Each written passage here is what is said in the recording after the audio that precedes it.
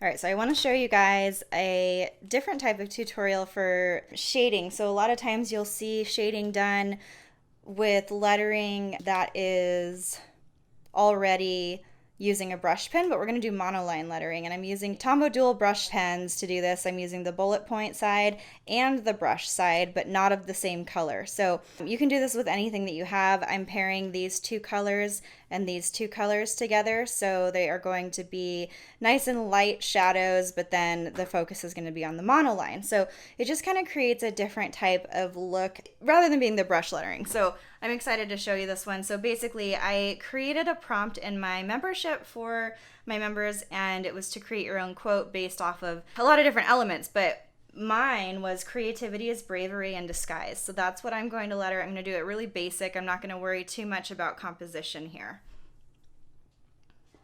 So I'm just going to use the same structure that I do when I'm lettering normally. And if it helps you to do this with pencil first or to use a guide, by all means, please do. I'm just showing you quickly for the sake of this tutorial not being crazy long.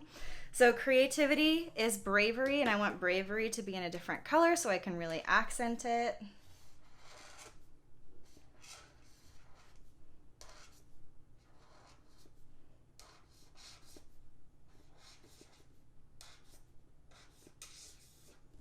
And then in disguise.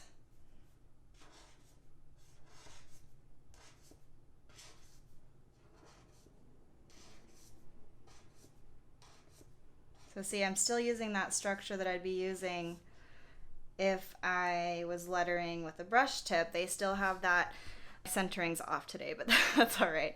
They still have that structure where the letters are drawn rather than, written quickly. So you still want to keep that up. And then what I want to do is go in with, and I could start with the brush first, but I like to start this way so I can really follow it. And I'm basically just putting that drop shadow on the bottom and the right hand side of each line. And I'm going to do it with a flow so that it looks also like it's been lettered. And it's okay if it's not totally perfect, because the idea is that it's just accentuating, and if it, goes off, it's just accentuating your phrase. So see, it just makes it kind of stand out a little more. And this color I know to be pretty light, so I'm gonna actually grab one that stands out a little bit better. You can test them on your paper if you need to. Yeah, that one's better. Okay.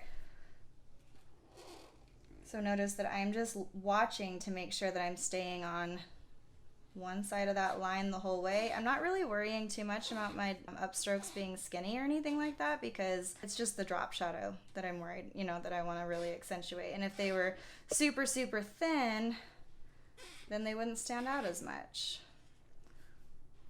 So it's just a fun lettering exercise to get you loosened up.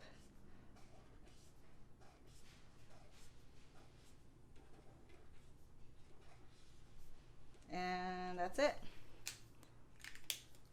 So it's pretty fun.